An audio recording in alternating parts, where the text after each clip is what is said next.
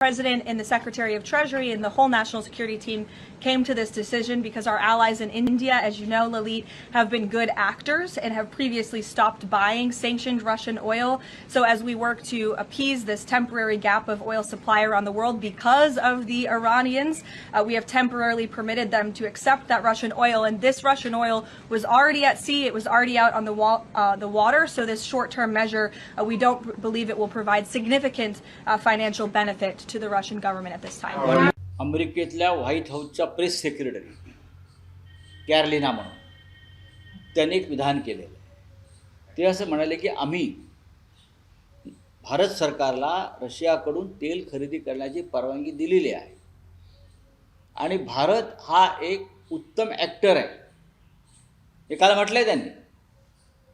आम्ही सांगू तेच ते ऐकतात आणि करतात. त्यांना उत्तम ॲक्टिंग जमते. देशाचे पंतप्रधान नरेंद्र मोदी आणि त्यांचं सरकार हे अमेरिकेचं कठपुतळी बाहुलं बनलेलं आहे हे काल व्हाईट हाऊसमधून सांगण्यात आलेलं आहे.